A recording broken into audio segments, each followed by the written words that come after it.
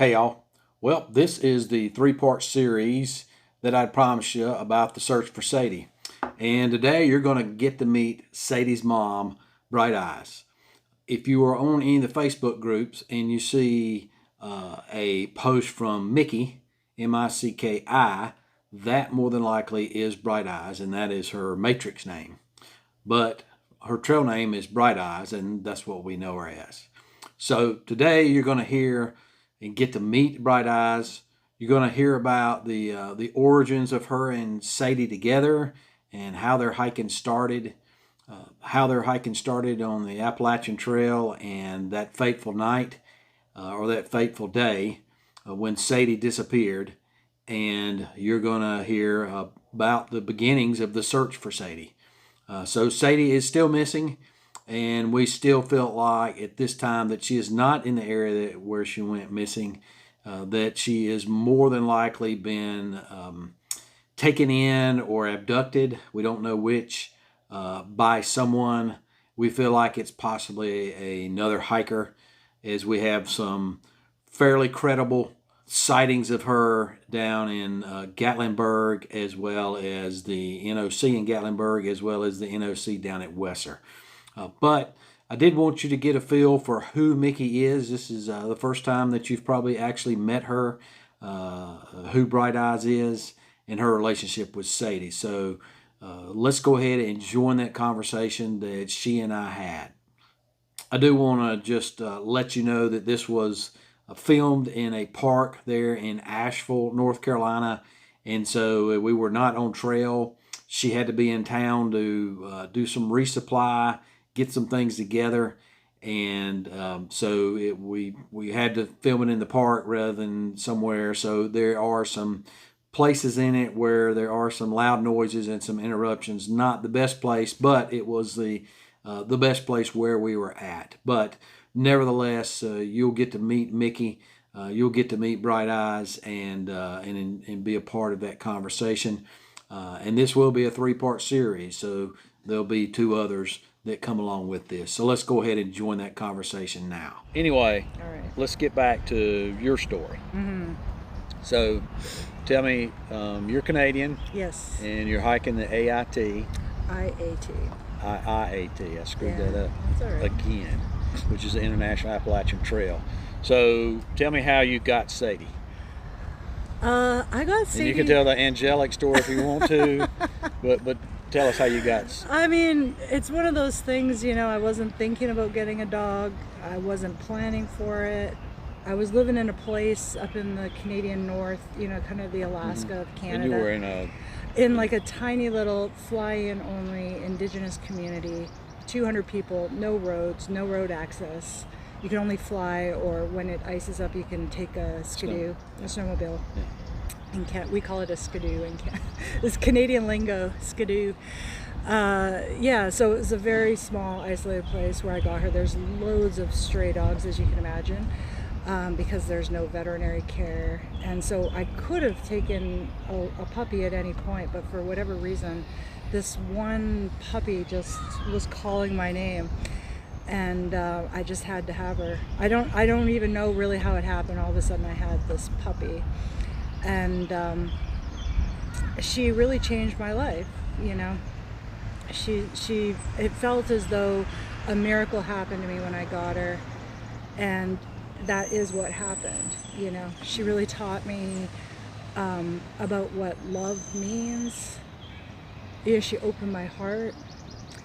And it, the years that I had her were the most difficult years of my life, so I really see her as kind of shepherding me through that really difficult phase of my life. And there were points when I was just really clinging on to her as like something to live for. I knew that I had to stick around for her sake, because it was important to her to have me there.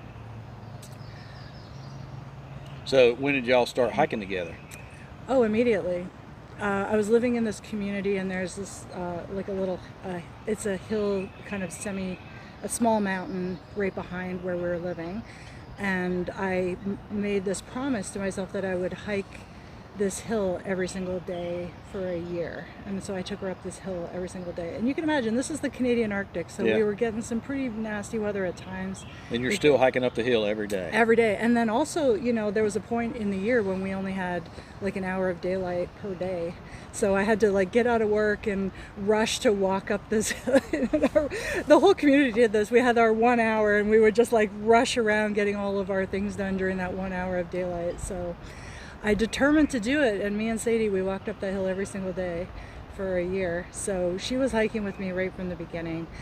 I took her on her first backpacking trip when she was about 1, and our first major through hike when she was 4. That was when we did the PCT. Okay. So you did, how long ago was that, the PCT? 2014. Okay. Yeah. And then you did the CDT. Yep. And 2016. so now you're doing, this was the completion of your Triple Crown. Yeah. On the AT. I've been kind of putting off this trail. This trail is so, I'm a Western girl, and those Western trails really feel natural and normal to me. And the whole ecosystem, everything about this trail is so different. The green tunnel. The green tunnel, the people, the crowds, the norovirus, the snakes, the ticks. There were a lot of things that were kind of deterring me from hiking this trail. And you don't, and those things are not present on the other trails. Not really, not in the same. Not as Not much. in the same quantities, yeah. So, you know, every year I would kind of plan the AT, and then right at the last second be like, oh, I'm going to do the GDT instead, or I'm going to do the PNT instead. I always found a different trail to do. But this year, I mean, Sadie is 13 this year, and it really hit me that she may not be able to do it next year.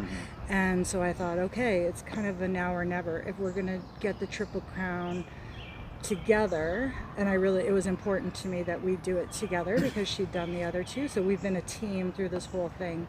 I really wanted to do it with her, and I thought, well, this is our last chance, I think, would be this year.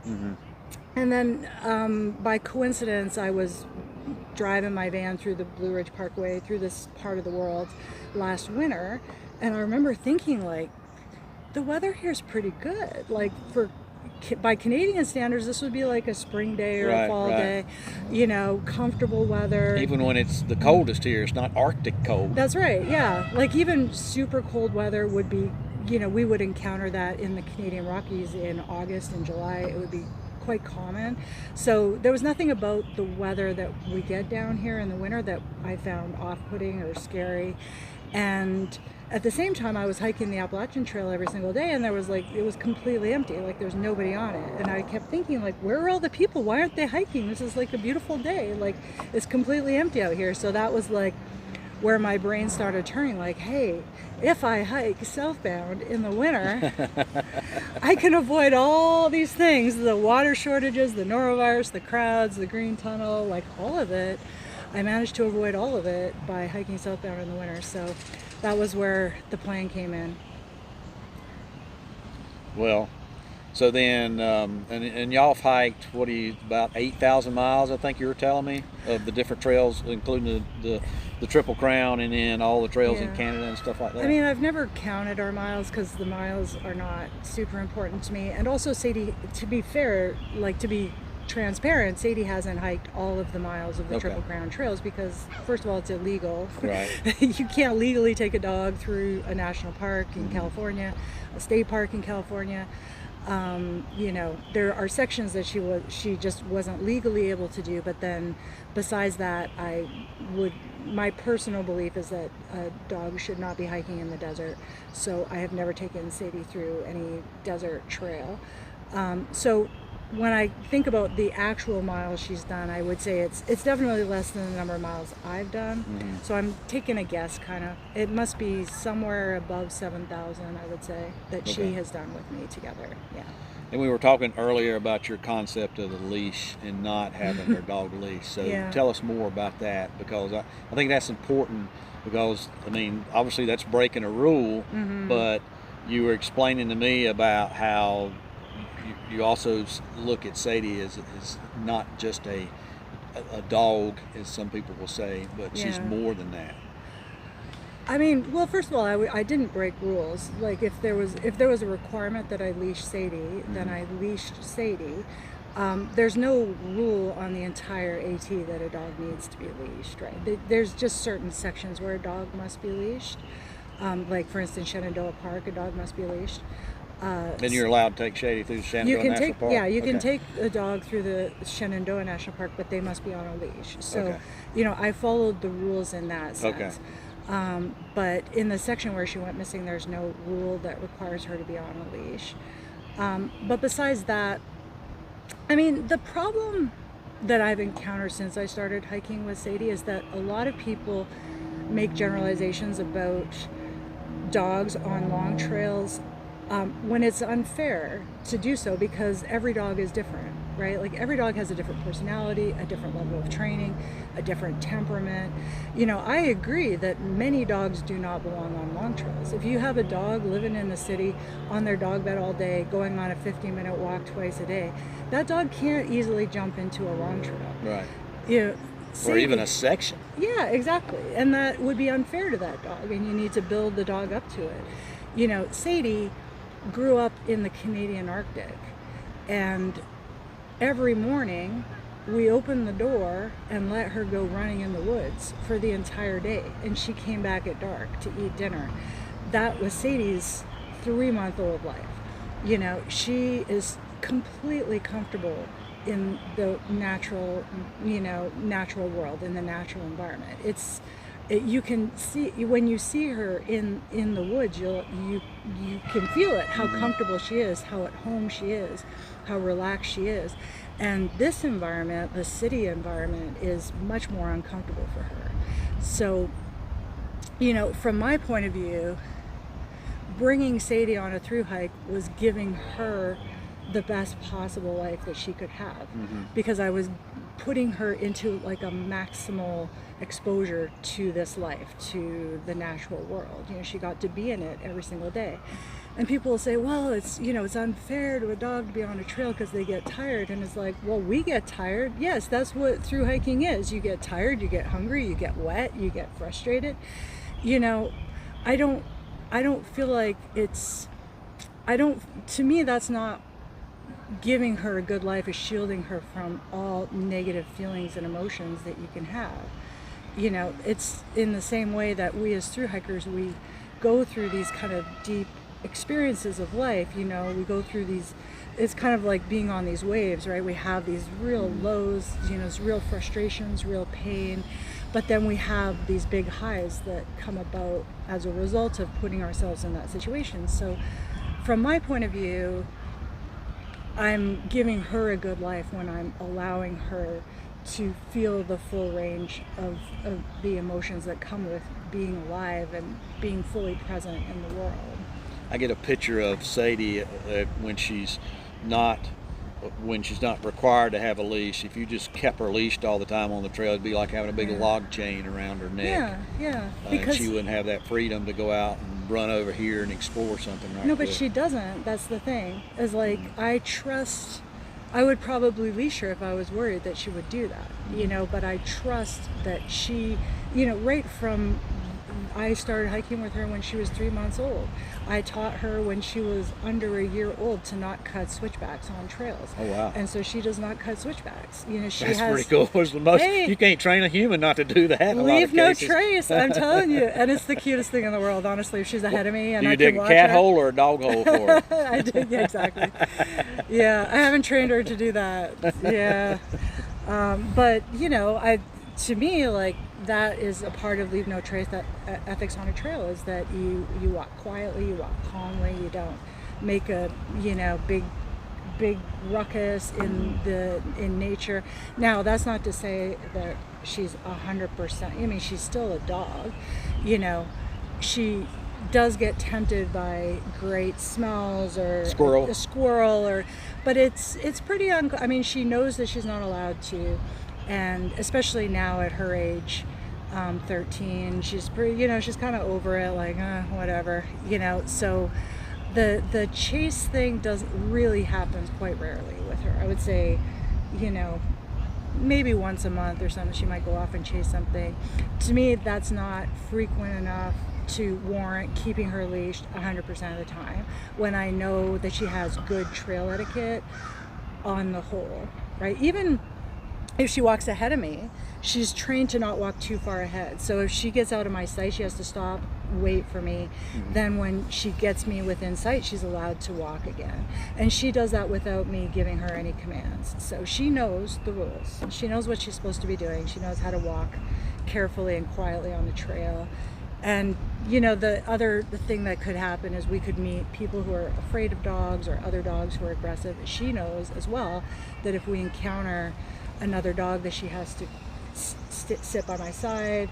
You know, I'll leash her, wait for the other dog to pass, or see if the other dog is compatible with her, and then, you know, once it's okay, then she can be unleashed again. And she knows all of these rules, because if I forget to unleash her after we've passed the dog, she like pulls and she's like, hey, the dog is over there and I was really good, so come on, let's free me up again. So yeah. So what do you remember about the day she went missing? It was cold. It was a very cold day. There was a strong wind. We were just walking just like normal. She was walking behind me as she normally does. And we had passed the shelter, a Walnut Mountain shelter, chatted with the hikers there for a few minutes. She sniffed around. She loves smelling the shelters. For anyone who thinks shelters are clean, just look at a dog and where they put their nose. And you will discover it is not that clean. You know, she just sniffed around, and then we kept walking. There was nothing extraordinary about the day besides that. We walked down, we were walking southbound down the mountain. We had passed a couple of blowdowns. There were like a few pines that were blown down on the trail, and so I know I had turned around to go over those trees, so I know she was there at that point. I remember her climbing over the blowdowns with me, actually, and then I kept walking, and I could sense, I can always sense her presence, and I could sense that she wasn't there. And I turned around and she just wasn't there. That's all I can say. I didn't hear anything. I didn't hear any animal go crashing through the woods. I didn't hear her go crashing through the woods. It really felt to me as though she had just like been plucked off of the earth by an alien or something. I couldn't even believe it was happening, honestly, that she was just gone, just completely gone. It was maybe from the blowdowns to where I turned around was max 100 yards, maybe less than that. Yeah, it wasn't very far. And you immediately began calling for her and Yeah. just going up and down the trail, and of course, Yeah. nothing. One of the first things I did was go back to the shelter. It was just point 2 back, because I just assumed that maybe something really good, there was some good food or something really tempting at the shelter, and she'd turn around to go back there. They hadn't seen her. There were about 5 or 6 people at the shelter at that point, and nobody had seen her. So I knew she hadn't gone backwards, like northbound on the trail. I was running up and down the trail calling her name, and a few minutes in, it couldn't have been more than 5 or 10 minutes, I heard a dog howling or yelping down in the ravine to my right. And at the time I didn't think it was her, because we don't realize it when we're hiking the trail, but there's loads of local communities right alongside. So I thought it was just a local dog. Didn't think, because it was pretty far down. I was like, there's no way she could have gotten that far that quickly. So I kept going down the trail looking for her, calling her. And then I realized later, oh, that howling, that yelping must have been her, because there's no houses, there's no nothing on that side. It's Cherokee National Forest for about 10 miles down, so there's really no possibility it could have been anything besides her, that yelping. Okay. And you went back to the shelter, and I think you stayed there that night, and you didn't, there was some... Well, I mean, I didn't stay at the shelter proper. I can't, because that's a pretty, it's in the lower quadrant of shelter quality. it's not a great shelter. It's not a good shelter. It probably needs to be replaced at this point. Yeah. I'll go ahead and say Yeah. what you're thinking, or not. You're being too kind, but it needs to be replaced. The mice overlords would have a problem with that. But yeah, it's not the greatest shelter. So I had my tent up at Walnut Mountain for I think about 8 or 9 days. Over that time I did a pretty thorough grid search of the entire Walnut Mountain. So I had GPS points and I was just grid searching back and forth down every ravine all the way down to Round Mountain Road, which is about a mile out down the mountain. Yeah, I called a friend, and a lot of people, I've been criticized for not taking enough zeros because I hadn't had a zero since Damascus. The reason is because a friend of mine, trail family from further north, was meeting me at Davenport Gap, and we were going to take a double zero in Asheville. So I was kind of rushing through with that double zero in mind. And so that friend of mine was close by, and I called him, and he came. He said, I'll be there in an hour.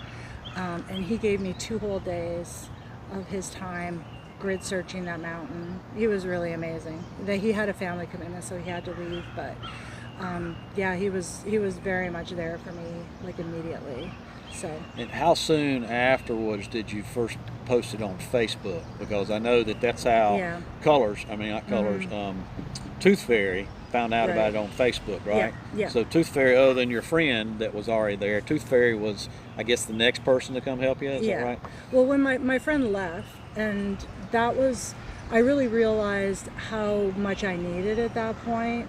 I mean, it was 2 days. This is the thing about when these things happen. You can look back and say, I should have done this or I should have done that. But in the moment, you're thinking, well, I'm going to find her within an hour, right? Yeah, like I remember at first I was like, I'm going to find her within an hour. I'm going to find her within 2 hours, and it just stretches out. The next morning she'll come up or something Exactly. like that. I was like, she'll be here tonight. If I just camp at this location, she's going to find me. I just kept thinking that. I never imagined that it would go on this long. I never imagined I would never find her, that's for sure. So I was in this situation where I suddenly needed all kinds of things. I needed food, I needed battery power, and I had I had no way to access those things. So I put out, in fact, it's funny, I had a dream that she was in pain and suffering. And I woke up at like 3 a.m. from that dream. And all of a sudden it just put this urgency into the situation for me because of that dream. And I wrote that post at 3 a.m. Based on this kind of sense of urgency I got from the dream. So I feel like that was what the dream was telling me, was like, you've got to summon resources to help you with this. And I might not have done it otherwise. I might not have asked for help, but it felt as though I had no choice. Like I had to ask for help. And so I wrote this plea for help. Like these are all the things I need. And immediately you got in touch, Colors got in touch. All of a sudden I had all of these resources starting to come my way. And yeah, Tooth Fairy, he had been injured on his northbound hike and was driving up to his cabin in New York to go heal, and turned his car directly toward Lemon Gap as soon as he saw that post, and he showed up the next day. I was getting ready to do my grid search for that day, and he was right on the trail, and he was like, I have a battery, I'm here for you, whatever you need. So it really, like, as soon as that happened, I had all of the resources I needed to be able to stay on the mountain and continue the grid search. I was totally convinced in that moment that howling that I heard was Sadie, and that she was hurt in some way, that she was either stuck, like her pack maybe had gotten stuck, or that she had gotten into a crevice of a rock or something. Something had happened that made it impossible for her to move, and because of that I needed to find her. Like that was really how I was. But during your grid search, you feel like you got to the area where that howling was coming from. Well, that's what I started with. So me and my friend Skipper spent 2 whole days just on that one ravine, and that was a difficult ravine to grid search because it was really thick with mountain laurel. So I started with that, and then we started expanding out into the surrounding areas. Right. But by the end of 8 or 9 days, the entire of Walnut Mountain had been grid searched. Like I had GPS points to like mark out the boundaries of my grid search. So Tooth Fairy came up, and then where did you meet Colors? How did you come across Colors? That was because of you. Because one of the things I kept asking, because people, people ask me, how can I help you? And I said, what I need is a trail angel. I need to know who is the trail angel for this area. I contacted various people that I knew who I knew everybody. Like Walmart was one of the first people I contacted because I knew he knew everybody. And I was like, Walmart, can you find me the trail angel for this area? I asked Lady Di the same question. And Lady Di's who got in touch with me. Okay, yeah. See, she knows everyone. Yeah. So then then Colors, I guess, saw it on my site or something like that when I put out something. He put a post out saying he's trying to get a hold of me, he can't get a hold of me, and I got forwarded that post like 600 times, so somehow we got connected at that point. Yeah. And so that connection was made, and he helped out a lot with bringing stuff up and absolutely with the search. And then so the next thing that you did was a drone search. Right. You had one search that wasn't real successful. Right. And then you had another guy come up from Shelby. Did I ever tell you how that happened? It was so weird because I had hired the first guy or the first guy? Well, all of it. The whole situation was so weird because I had hired this drone operator, and he came up, and it was like one thing after the next. Like he couldn't figure out, like right from the beginning, he couldn't figure out where to establish his base camp in order to do the drone search. And then we hauled all of his gear all the way up to Walnut Shelter, and by the time we got up there, this fog had rolled in, so he attempted to fly the drone and he couldn't get any imaging because of the fog. So we hauled everything back down the mountain. We took a break, we went for lunch, and then we said we're going to regroup later on that day. Well, when we regrouped later on that day, he was like, listen, I can't get this thing to fly. He's a pastor, a minister at a church, so it was just a Saturday night. He had to be there first thing in the morning, so he just said, listen, I can't help you. And he left, and he never charged me. I said, look, I'll pay for your expenses, your gas, whatever. He never charged me anything for that. But meanwhile, when I'm having lunch, I get this text from Colors, and he said, I've found a drone operator, I hired him, I'm paying $200 toward his fee, and he's showing up at like 7 p.m. tonight. And I was like, what? Like, because I had already hired someone. He never even asked me, like, would you like a drone operator? Nothing. So, as it turns out, the one guy left at about 5, and the next guy showed up at 7, and the fog just lifted like by miracle or something. And so Aaron, the second drone operator, was able to work really well. Actually, the conditions were just perfect for him to work. And he was just incredibly impressive, I have to say. Out of everybody that we hired, he was far and away the most impressive. He worked doggedly. He was so professional. He was so focused on the job. The conditions were cold. It was about 23 degrees on top of that mountain. And he worked all night long, 8 straight hours. He couldn't cover his thumbs, I remember him saying, for this little, didn't have the dexterity he needed, so his thumbs were exposed while he was doing that for the whole time. Wow. And he just kept going at, and his expertise was also really amazing. He showed me how he worked, and it was really clear to me right off the bat that he really knew what he was doing. He's thorough professional, and he basically said, like, if your dog is here, I'm going to find your dog, and that's the end of it. Like, there was no doubt in his mind that his skills were not adequate to the job. So, he worked all night. He didn't find anything.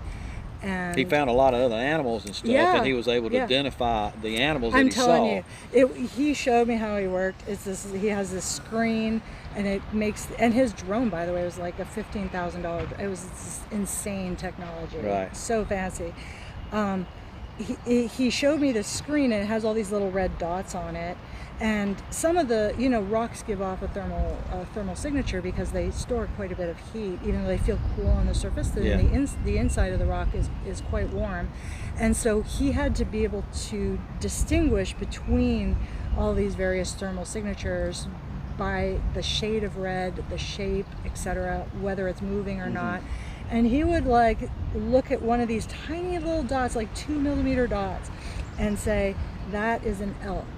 And then he turned on his spotlight and zoomed in on it, and there his image of an elk would fill this screen. I couldn't believe it. He was like, that's a raccoon, that's a rabbit. It was amazing. It was amazing to witness this guy. I would recommend him to anyone in a heartbeat. Incredible. Okay. So Aaron, the consummate professional with the drone up there, Yeah. I know that he gave us some points that we could go back and look at. Exactly. I think he gave us like 20 or 30 points or something. Right. And so Yeah. that was, and we used the Gaia, Gaia app that he gave us those points on. And so Yep. y'all had sent me the coordinates for those, and so I came up that Easter weekend. Right. Yep. And to run for the purpose of running those points. But what was the lady that was there? That ran Gator. those Gator. Yeah. So Gator already came up, and y'all Yeah. were kind of thinking, well, it might take a couple days to run these points because there's so many. Right. But Gator ran them all in one day. She's kind of amazing, that Yeah. woman. Yeah. She did more. She did other trails besides that in that one day. She's an ultra runner. She's kind of a badass woman. She's a through hiker. She really impressed us, that's for sure. Yeah. Yeah. So Gator came up and ran that, and I think that not necessarily Gator, because you'd already had Tooth Fairy and Colors had come in, and then I kind of came in more or less. Not a major player here. You're a major player. What are you talking about? Yeah. You put it all together. Well, thank you, but that wasn't the point of me bringing that up. I don't want to take credit, but the point is that was kind of when it seemed like all of a sudden everybody started coming together for you. Not only people that would come in up there, but people that the online presence started really taking on a life of its own. Absolutely. And so it started getting more and more different Facebook posts, and so. Well, I hope from that you got a feel for who Bright Eyes is and her relationship with Sadie. Bright Eyes is a very intelligent person. She is almost has her PhD, which is nothing to the huge accomplishment there. So I'm not sure how much she likes, but it's a very minute amount for her to have her PhD.